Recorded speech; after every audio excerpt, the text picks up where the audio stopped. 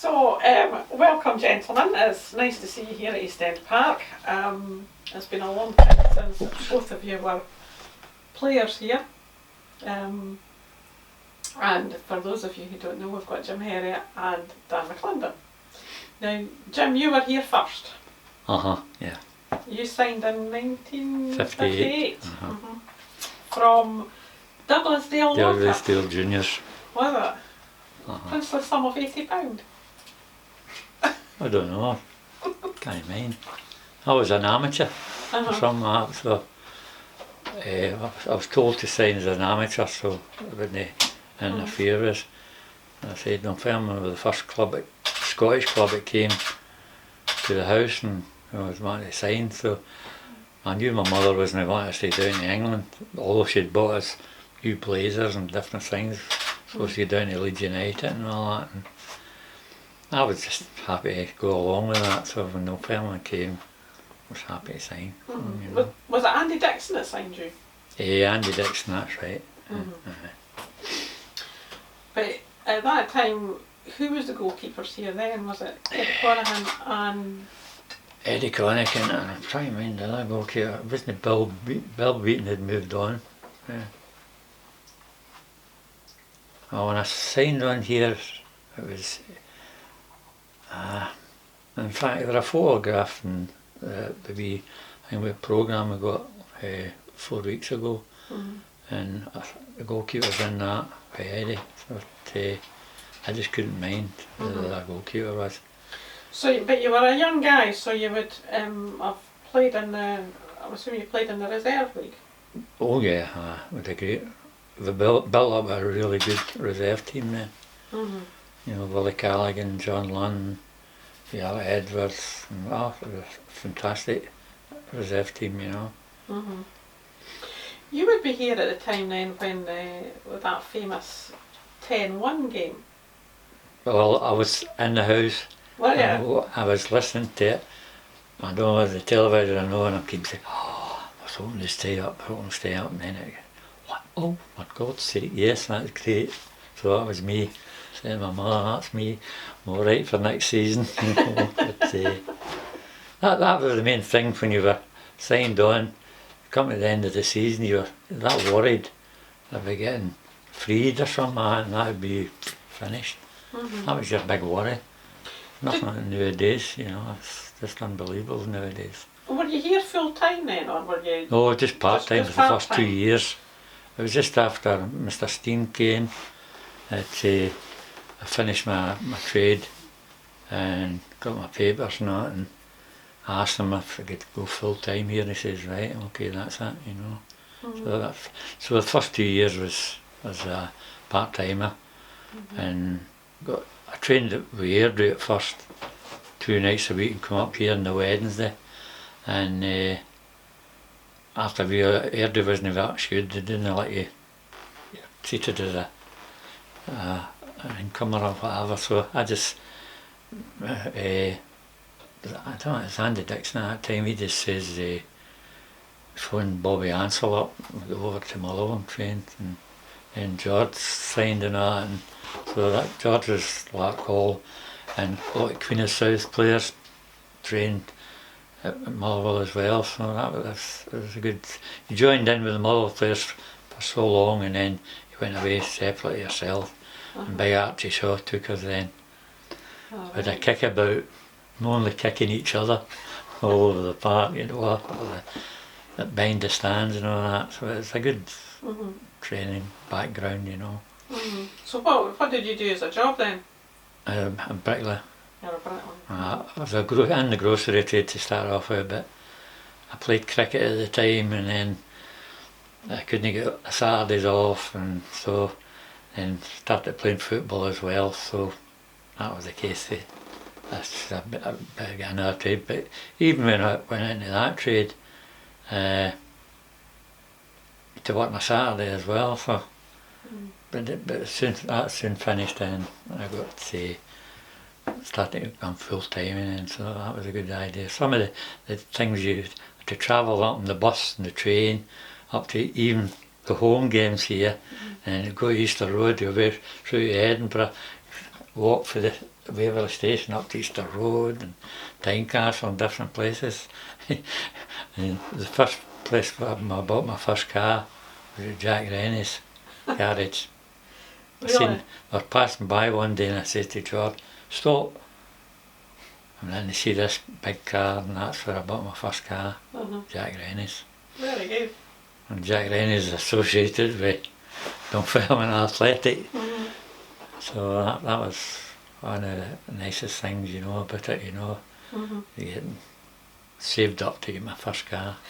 That's, so I've always felt, even when I was away for this club, you know, it always made you feel part of the club. I've been at other clubs and I still get the former players' letters and that through, but I prefer here because you're made welcome when you come up here and everything's not made it.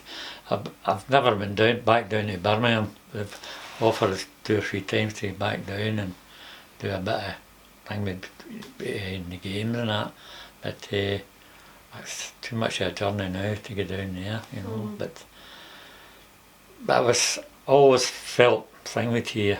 I was 7 years here, you know, so part of home, you know, all the players and different things. And as I say, with a good reserve team, just coming in and we're all about the same age and different things. And some of the lads that played with us, Jimmy Watson, Jimmy Wardhall, they just helped us along as well, so that was a good thing for you know, as well, the young boys and all that. You were here when they played, in fact, you played in the first 3 games of the Scottish Cup run in 61. And I got dropped, well, I was playing, I'd lost a bit of confidence in that, and I got dropped. I played Allowit here, and that's when Eddie got back in again, and I was always jealous of that. See that cup final he played, and I said, you know, he played the 2 games he played, and it was absolutely fantastic. I says, I wish I could have been there, but I don't know whether I could have done what he done in the 2 games. Yeah. Absolutely fantastic, you know. But Dan, you were signed by Jock Stein. Yeah. You cost a wee bit more money. You were £200. A wee bit dearer. You never dealt with that. A wee bit more expensive. And you played in the cup run as well. The first round, Yeah. and the first semi-final and the second, and the first final. Yeah. So, what did it feel like? You know, well, you were playing in the final. What did that feel like? Well, for me, I was only about 6 months up for junior, and probably I wouldn't have played because Tommy McDonald would have played. Tommy had done so much for the club to get there, but unfortunately he took appendicitis, and I came in for him. It was a wee bit, could I say, it passed me by. It was a bit exciting for a boy at that stage of my career, just 6 months up for junior. So it was very exciting for me, just even walking out onto that park and you know, the whole thing that surrounds a cup final. And maybe that was one of the reasons why maybe Jock seen that as well and made the change for the the second game. It must have been a bit daunting then, being in front of that crowd. It was, yeah. Especially just up from junior. You know, I had a few games in the first team, but for the Scottish Cup final, it was a very. I can mind the Tynecastle game. His first touch, the ball get passed out to him, and he started running. The head down, and we were sitting in a stand, you know. And I said, "Oh, Dad!" He kept just running and running, run the ball right out the park. He's that excited, you know. First touch, the ball get shoved out to him. He started running up there. I said, "Oh, for God's sake!" It was maybe too much too soon. Oh, and right away you go to at that stage. And probably the more senior players, the older players, were more relaxed and would enjoy it more, you know. Yeah. Yeah. What was Jock Stein like to work for then, as a manager? Well, had a few running in them, but I used to ape them out there. We were sitting in it, there was a wee pigeon ducat stand we had then. So we were all sitting in there one day, it was raining, so I was mimicking Big Jock. I say this, blah blah blah. I didn't hear him walking along the corridor, he had a wee bit of a limp, you know, and you could hear and all the lads are sitting there, and I seen them all going, just like that. I went, oh, I've been caught again. 2 or 3 times I get caught. And as I was telling that boy I interviewed us for BBC or something like that, and that Jockstein tribute thing done, and I'm saying, oh geez, I'm caught again. And another time we're over in the terraces there, it's pelting down with rain, so we're up in the cover, and my shelter, and then the rain went off a wee bit, so I come down there, some of the guys grabbed me and they pulled my shirt off, so I'm running and it's still raining a little bit, and I says, oh, I'm not bothering my backside. I started running around the track, and I heard a big man shouting through the stand, because my nickname was Cowkie here, you know. Cowkie, get that bloody shirt on. But I didn't swear. He said, get that shirt on, you silly. I thought that was me again. I don't know many times I got caught, and sometimes we were coming up in the car, and I'd maybe had a wee couple of words with him, and I'd say, I'm not speaking to that big man again. I said, I was a dour boy, and he'd walk in the door there, he'd come out his office, morning Cowie, oh morning boss. So that was it, he didn't hold nothing against you, you know, and the difference with Eddie Turnbull and all that kind of thing, he just, if you took a thing with that was you, or if you injured, the bear hard on it. Man managing Big Jock was absolutely brilliant. Aye, fantastic. Man managing. It could motivate you. And see all the things he went and seen certain teams training and that. He went to see that Italian teams training. That's when he introduced the sweeper, you know, into the game against Everton especially, and he went and learned all these things, and he put them into operation, and the things he used to work out in training, right, we'll do this team's trying this offside trap, and this is how we'll combat it, and all that. So he was a good learner himself, learned off other people, but they put them into operation. And it's the same with training. We'd come into training one day and Jack Rennie's bus would be sitting at the street there. I'll be out to the beach. Kinghorn. Aye. Mm-hmm. You went to Kinghorn? Aye, if it was the winter like, he'd get you down onto the beach.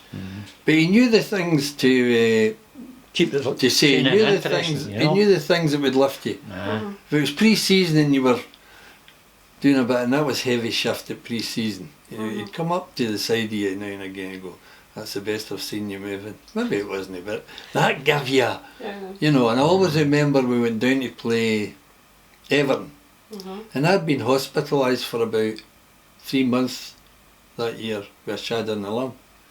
And I came back, and I'd only been 2 or 3 games back when we played Everton at Everton. And I remember in the afternoons of the game, you had to go to bed for a wee while, you know, about 2 o'clock in the afternoon. And then Jimmy Stevenson, the trainer, would come round. And Joke says, now I've been speaking to the doctor, and he's going to come and he'll give you a wee tablet. He says, you'll not feel tired tonight. But he says, maybe after the game, you maybe start to feel a wee bit drowsier and sleepier. So true enough, they came with this and I took it. And we went out, played Everton, and I mean, you could run all day. Because that's what's in your head. That could have been a smartie. I would never, no, honestly, I think that was just his way. And you had been in hospital for a while and maybe had wee doubts about, you know, lasting the 90 minutes. And that worked a treat. But I never felt any different after it. So I don't know to this day what it was. Probably was a smart. He just knew, you know, all the details, how to get you motivated and ready to go. Mm-hmm. A wee bit of psychology, I Yeah. think it was really, you know. Yeah. What was it like playing in the European games then? Because Well, you played in against Everton in Valencia. yeah, Yeah. and Stuttgart. Everton was Yeah. well, Oh, they were they were the big club. Merseyside millionaires. they Yeah, called Bank England club they called them. Yeah. Gordon West, the goalkeeper, he's It's come from Blackpool, and Parker, the ex-Falkirk boy, Jimmy Gabriel, Eston, Jimmy Gabriel, quite a few Scots down there. Alec Young, Alec Young. ex-Hearts. They had a That's smashing side. Mm-hmm. And I always mind these, as we're going out, I always remember Jock saying, go out there and show them who the £100 a week players are. He'd always something to say to you that... But the thing was about that, I know, Dan, mind they got pulled together. We'd get into there was a war or something over in Yugoslavia or something like that, and we'd get into the first cup. Well, you can call it default or whatever. So everyone must think they're ignoring us. That's what Big Tote bumped into us as well. Yeah. Says these people think, you know, who's Dunfermline, who's Dunfermline, and that also motivated you as well. And then see when they come up here, I can remember Big Wally coming and says to Billy Bingham, the Irish international, and near the end of the game, 1-0 down there, and the ball never even crossed the fucking line or nothing, you know. Big Wally Cunningham chased an Irish referee it was, and you know, Big Wally was up, bouncing away him. Yep. So, and he says, ball never crossed the line or nothing. Big Wally cleared it off, come off the bar. Big Wally standing on the line, just put his leg out front and kicked it away, gave a goal. So that was it. And then Billy Wing at the end of the game, he's going, Willie, it's only a game. And Big Wally says, do you think it's only a game? He says, wait till you come up to Dunfermline. He says, the pit boots are blown and everything like that. He said, and I'm not kidding. See when they come in, they come in there, we were looking out the window, and they were all coming in like that, and you could see them, they're dead scared, and Big Jock says that. Oh, look at them all coming in there. I know they're not relishing this, you know. Because at the warm up, when we went out to play Everton, wee Billy Bingham was shouting to Willie, you know, Willie was by that time that with his age and that was not getting the caps. So Billy Bingham was £50 they got when you were capped. That was the money, and Billy was shouting up to him, I'm still getting the 50s, Willie. Willie says, there'll be an Irishman less at the end of this game. So they were at each other before the game even started. But tremendous atmosphere down there as well, and what a result for us, you know, just to come out at 1 down. And as Jim said, which was a dubious goal that hit the bar and came down and came bounced out again. And then it went to Valencia. Aye, Valencia first game was Nightmare. wasn't it? Aye. Nightmare it was They there. didn't do so well over there. Had a terrible journey there as well, over the French Alps and everything like that. And we're singing in the bus going over to Spain, and the other directors and everyone were on the bus and everything, and then we go there, and first experience I had a light ball. The air in Valencia is quite thin. I can remember one of the lads hit a ball for well over the other side of the halfway line. Before it just banged off my chest and all that. And then they had these lights, and they had this big tall black lad, Waldo. Yeah. And he must have been about 6'10" or something. And they kept flinging these high balls in. I couldn't see with the floodlights. No, I don't know whether they scored 2 goals or not, but I was struggling with the lights. And we eventually beat 4-0 and then come over here, and that night, ordinarily the game wouldn't have been played. It was so many degrees below and temperature and that, and beat them 6-2. And that was the night. I think we were 6-1 up, and Jim McLean deflected a shot for one of their players, and went past me, and I always mind this, Jim McLean had parked his car at my house in Chapel Hall.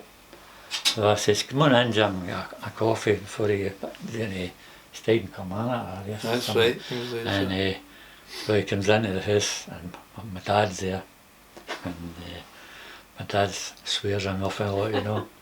And my uncle, he used to say, he says, if you can hyphenate his swear words, you know. So my dad's saying, did you say that again? He says, who was that? So and so. Thing with the bob past there, Jim.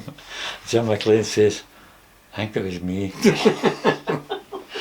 That didn't stop my dad. He didn't say, oh, sorry, son, you know. Oh, right. I says, when I played such and such, oh, I says, here you again.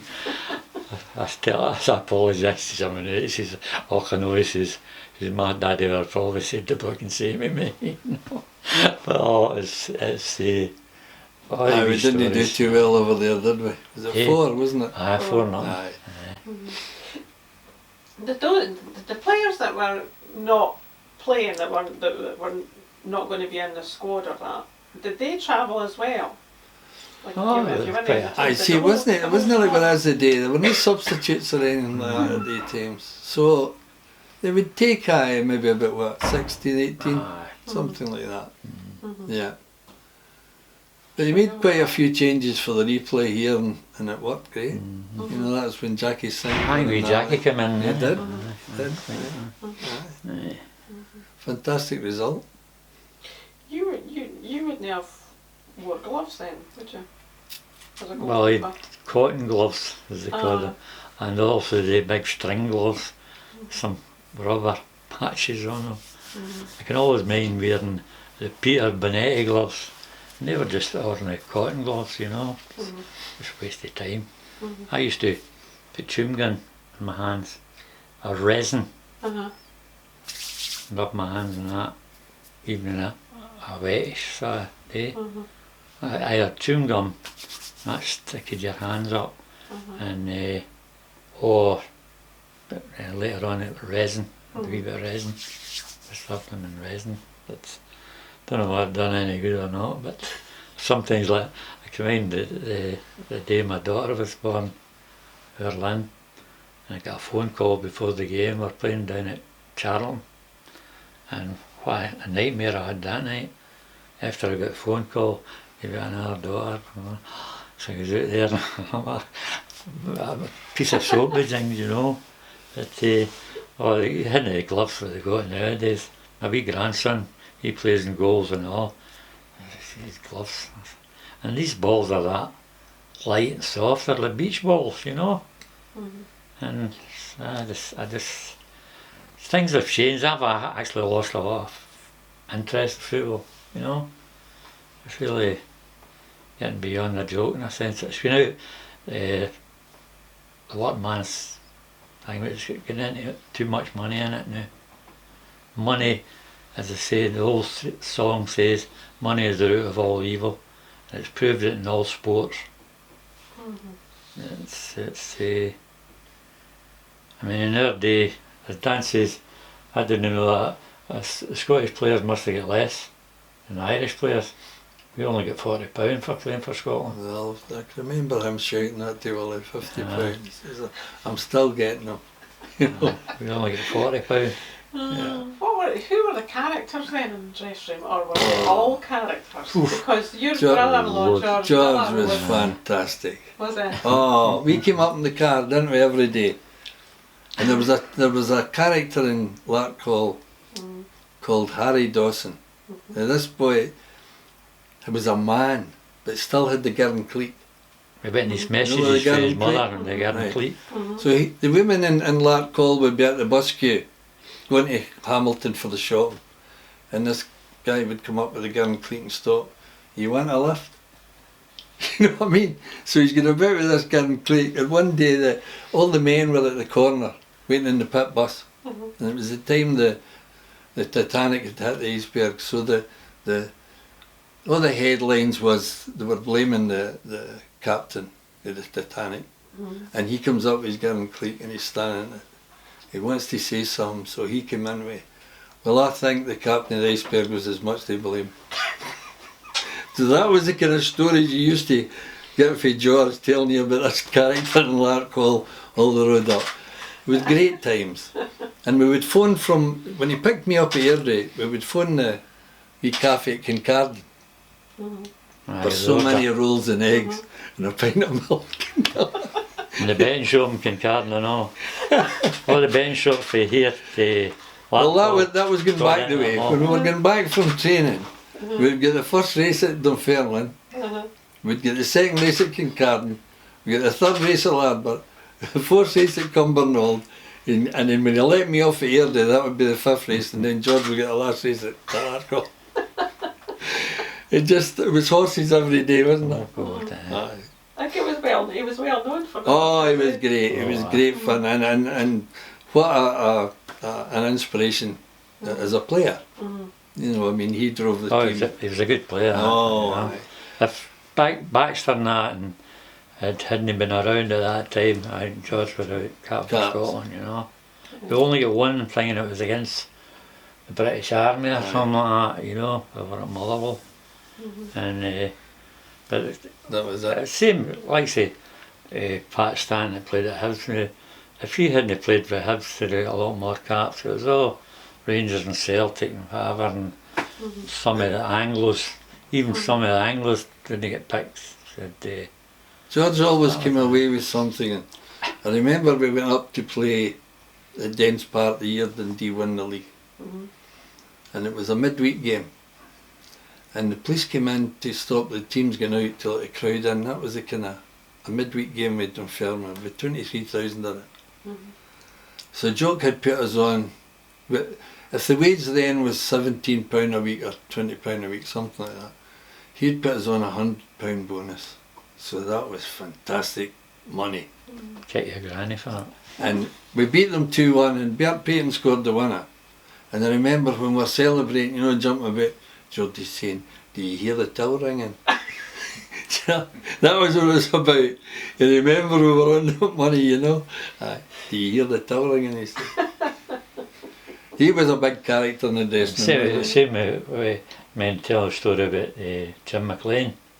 He played with Dundee, and Geordie says, he's come from Ashgill, just next to Larkhall, and he says, I'll sort him right away, banged him right away, and did things, and Jim McLean, that was him at the game. And then another time, they were playing for time, they were in front or something like that, and Geordie, it was Hugh Phillips who was refereeing, Geordie flung himself on the ground, as if the boy had pushed him from behind. There were only a couple of minutes to go. And the boys fucking yeah, you know. Well, that was all the wee tricks you got up to them, but it's not the stuff they do nowadays. That was minor. It was a good dressing room here, wasn't it? In the 60s, great. You know, all the, you know, everybody mixed. And they were a big contingency of fifers. Plus, come here from Edinburgh. They had John Sweeney and Eddie, Harry Melrose, Charlie Dixon. He's come here. We Harry had been in the crossword in the Daily Mail or something like that. I says, he comes here. I says, he's got the full thing completed. I says, you've too much brains to be a fucking football player. Sorry, mate, he says, I usually get it before we reach the station there. And then that was another time we were arguing about expenses. And a lot of us get pulled in front of Big Joe individually. He would come out and say he knows about such and such. So what George had decided to do was say we're getting the train. So we come up as far as the beginning of Dunfermline and park the car, and then we'd walk the whole road in. And then we'd get the expense sheet out. So there were 5 years in the car. So we're up at the expenses from Airdrie to Glasgow, Glasgow to Inverkeithing in the bus to here, right? So this, waiting in the Friday, and Jock shouted, "Can I see you, Dan?" Yeah, come on. What's this? And he had the expense sheet in front. Well, she's George, does he bring a car now? We've got to get the train and that up here. the car's parked down it, and he mentioned the street it was in. So I stood, nothing else to say. So he said, see when you go out, tell Herriot to come in. So that was everybody that was in the car. He knew where the car was and everything. So whoever told him or whether he got word of it. So that was But we eventually got the minibus then. They got extra expenses and then they bought the minibus, you know. George drove the minibus to start off and then he went to Wolverhampton and I took care of the minibus, you know. And the evening adventures with that and all these things, unbelievable. But I can mind the car broke down. So Big Jock was towing us in. And what was that village we came through? High Valleyfield. We were through this wee bridge before you enter the village. And Big Jock's a heavy foot, you know. And he's humping it in there. And Geordie's showing like that. Then about 15 was coming up this narrow bridge, right through it. Oh, he says, does he know he's towing us? We're sitting like that, fucking 5 years in it. But, then another night I was in, I left home for a reserve game up at Tynecastle, and it was old A8. It wasn't the motorway where it is now. And the boss, Big Jock, gave us a lift home. I was sitting like that.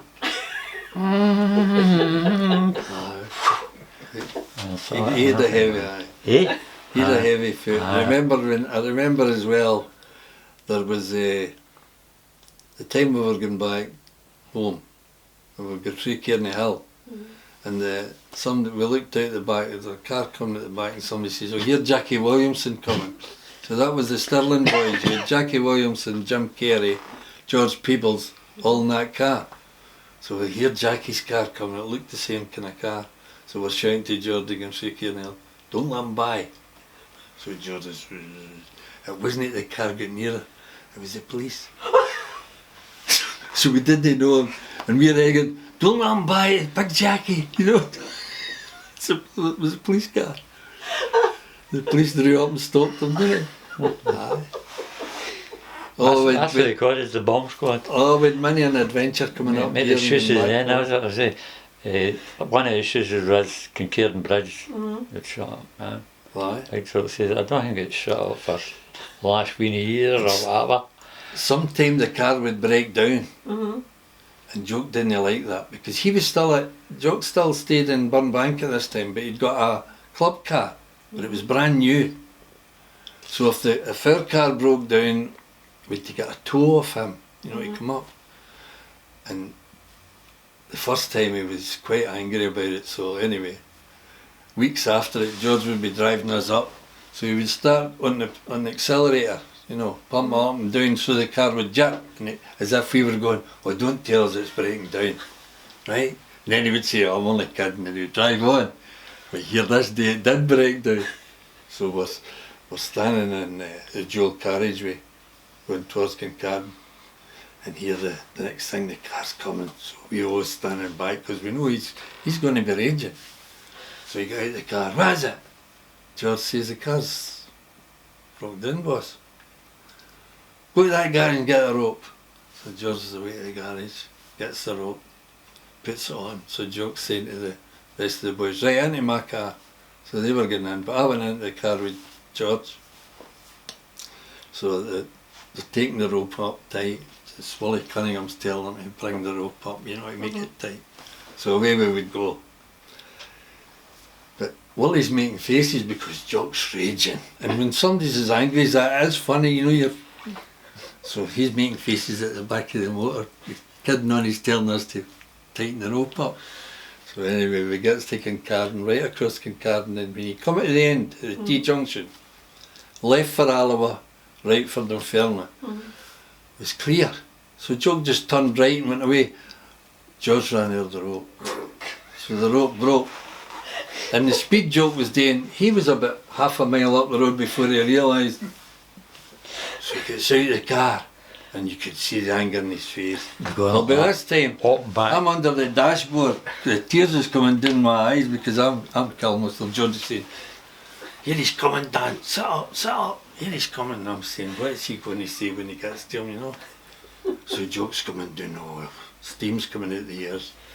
Geordie rolls the window down and Jock gets to me and says, Geordie says, did you see the height of that rope went up? Well, that was that. What's that? I couldn't look at all the other. That's what he said. Let's find a week's wages. Did you see the height of that rope went What up? Jock was raging. So we're all ordered into his car and away up to get to send somebody back to sort it. I went quite an adventure coming into training every day. It was good. We loved it. It was part of the, you know. Part of the Oh, it was. exercise. Aye. Just- Going home and coming was. There was always some with the. And Jim Carrey and all. Oh, would what happen. character he Aye. was. He had a wee standard ensign. We're coming back to one of the beaches, and we're going up this hill. This boy in a wee moped. One of the ones that you pedal to start up and it goes, and the boy's going like that. And there are five in this wee standard ensign, and Jim Carrey, he's banging on the window. He says, I can't fucking overtake you.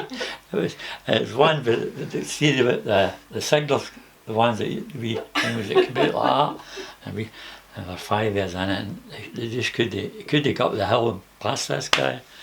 And Jim Carrey, he was another character, Oh, Jim that- Carrey. Crazy. Remember As I the say- greyhound? Oh, don't tell him that, don't tell him that. Oh, Come on then. Alf Barker. No. Was it Alf Barker, the boxer? What was the big boy? Oh, Jimmy Watson. Was it Jimmy Jimmy Watson's the manager, been in one of the hotels. Jimmy And Good. this greyhound wasn't going great at all. And George says, I'll take it to this guy in shots. He's quite good with greyhounds and all that. So he's stopping the back with it, and I'm stopping the back with it, and George is by the driving way- me, and I'm not kidding you. This drugs at the Dean Martin all the time. Oh, the smell would have knocked you down. And we're winding the windies down.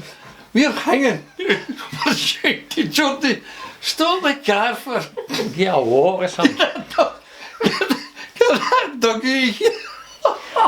So we stopped outside, just outside Larbert. So George says, I'll take a walk. He says, you take the car. I don't think I'd passed my test. I was just Was it? It was the donkey's So walking. he's doing the dog. And every time you I'm near gonna the line. car, I'm every time you gonna go back be to the car, half a mile along he the drove road. up. And he, Go, no, it was you as I was saying. Don't let that Right. dog back. Right, just go up again. And George was going, ready again. I'd away again. And you could see him going. And he kept saying, go along again. Keep going. Keep it going. Oh, I wouldn't want that dog back in there. Just outside Larbert, the big hospital, Bell's Dyke Hospital at Larbert. We're just there before I finally let him on. And they took I that. don't think he even won a race, did it? No, they took it up to this guy, and there was some thing went on his brain or something like that. Yeah, the wee fella, he got it sorted out, and they took it back up to Jimmy Watson, you know. Oh, I would sometimes get home for here, coming in. As I says, you could write a book about Oh. just the things that happened, you know. Many times, when you get the big crester, Aye. that Vauxhall, I'm not kidding you, see the steering wheel? It went like that, up and down, like that.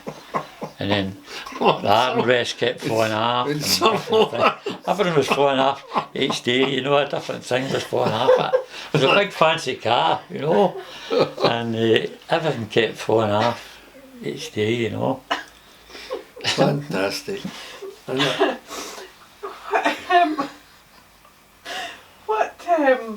What was it like, the training, and where did you train when you were here? Well, the training, sometimes it was on the track. Right here. Sometimes it was, then they bought that. Crossgates. Aye, Crossgates. Ground. We were a few times out at Perivy.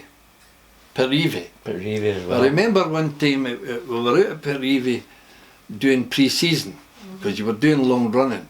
So they decided to do the running at the golf course. Mhm. So when you start on the golf course, it's sort of undulating, it goes up and down. And wee Jimmy Stevenson was the trainer.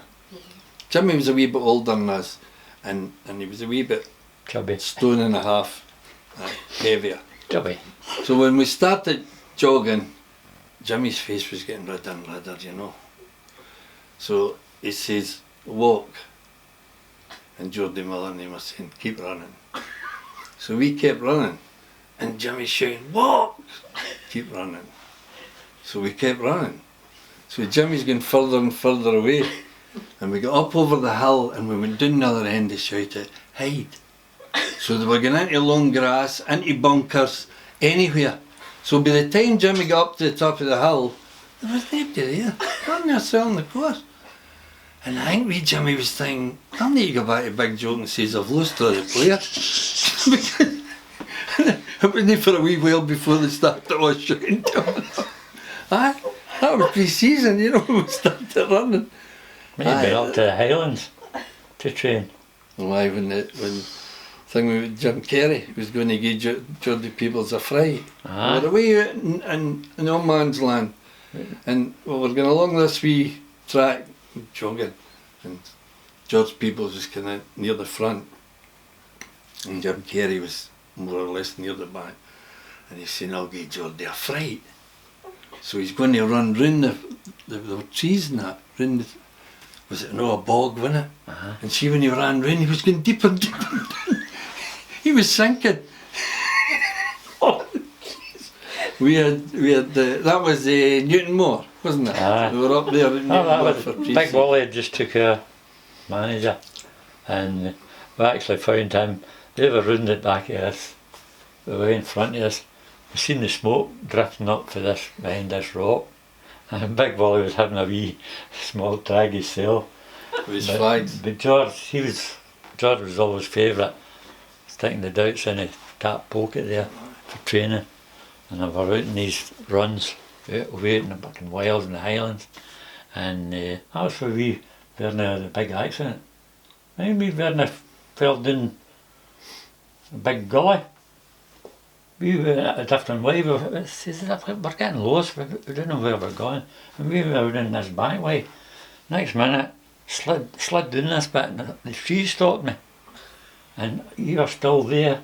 Do you know what I mean of that? Can't mean that. You just looked down, the mist all cleared. I says, look at the bloody drop there. And then the next minute we caught up with the rest of the boys, and I left back a farmer and a Land Rover with a big load of hay on it.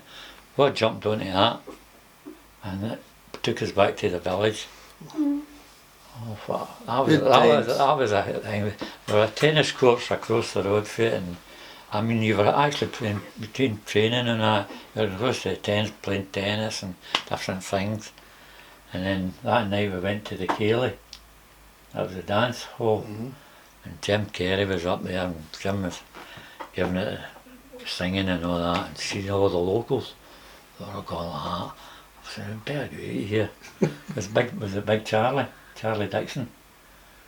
Charlie was a wee bit tipsy, so Big Joke came in later on, and they were smuggling Charlie out the back door, you know.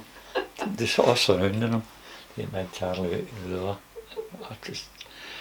There was a great comradeship with all the players. Aye, carry on, it's a big carry on, wasn't it? Aye, sometimes, you know. We went down to Largs at one time to the Marine and Curling Hall Hotel. I think it was a Scottish Cup tie coming up or something. And he'd said, you know, we'd to be in for 11 o'clock. And of course, we're all in, except the three boys from Stirling, wasn't it? George and Jim Carey. Who was that young boy? Young Mackenzie. Boy him came come up from for Leeds. So, Leeds was the leader. So Big Joe gets a waddy a chair and sits out in front of the reception and sits in it waiting, right? Because there's three missing. And there's a brewers, people with the licenses, they their pubs, they had a dance on. So as they're going in and out by us, when they was saying, boys, you are welcome to come in, you know. Big Joke.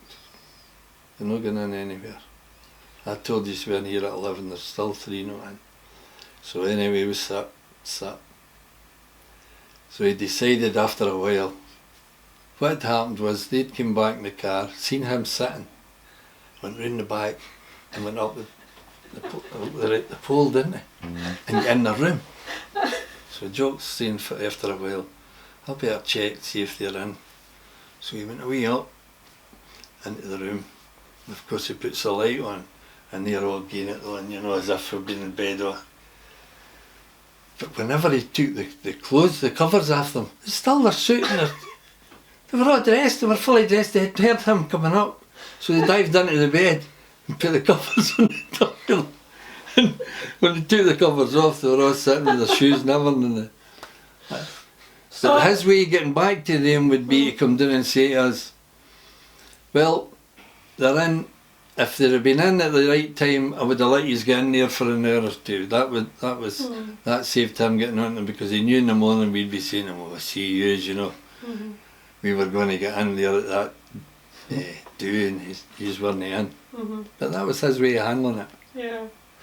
He seemed to know, even when in his later career, he always seemed to know what the players were up to. Yeah. Oh. All the time. Well, we Jimmy Johnson knew about that. Aye. We Jimmy Johnson had a big sort of pub down in Hamilton. Big joke with all his spies out. One of them was Paul McStay's uncle, and he'd phone him up. Is we Jimmy behaving himself? Aye, he's alright, he's such and such a place, whatever. He knew everybody. Aye, he did. did. Spies He all over the did. place. Aye, spies all over, but He must have had quite a network. eh? He must have had quite a network, Oh, you know, because he He'd be one himself, he'd probably misbehave himself when he was younger. So he knew the ins and outs of what your mindset would be. the presence, you know, he was a guy that had a presence, and everybody respected him. That was the other Another thing. thing was, see, when he used to play table tennis and Hangman, he used to cheat. Didn't he? Well, he liked To to cheat. He liked to one. He would be going like that, and he'd be tapping into you. He'd go like that, you know, serve you up. You couldn't go in there, couldn't you know? And that was these things he used to do. Tap the table and serve that. He liked to win. He liked to win. Play games, he Aye. played that. I think we had a snooker table in there and all. There that. was, And, there was. He used to come in and watch us then and have a wee game there and all. But it's always, you know, that bit above you. He liked coming in and mixing with the player. He had a huge influence on us as young boys, didn't he? Oh, Big Christ, influence. aye, unbelievable. And we were lucky, I mean- to be fair, coming here when we came, because Dunfermline had good players. You know, the Melroses and the Dixons and the Peebles's and these guys. Now I'm speaking to Tommy McDonald and Alex Smith and guys like that. So when you went into your team with players like that, it helped. It helped a great deal. Oh.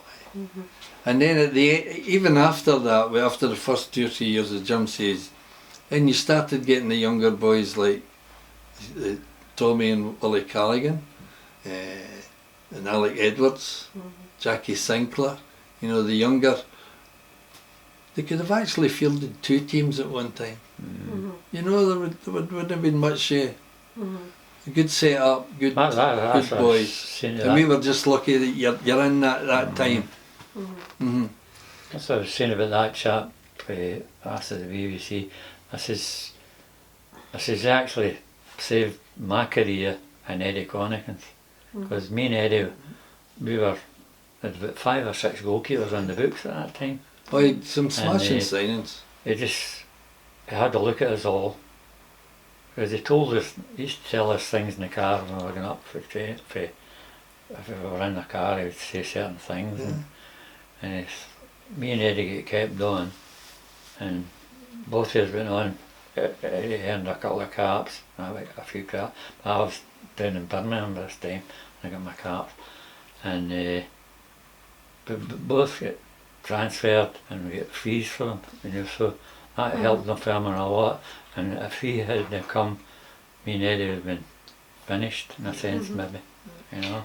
But as you said, Dunfermline had a good reserve Oh, team smashing. as well as the first Aye. team. And they got Bert Payne, and Bert came up from Leeds, didn't he? And we it's smashing players. And the players they brought in, what was it? They brought in that was Dylan John Colgannon. John Aye. Colgannon. Aye, later and on, all the other ones they brought in Aye. were all adding to the squad as well. No, they weren't degrading it, no, they were adding that wee bit here and there, and even the young boys plus the signings they made, it kept things going for quite a few years and that, you know.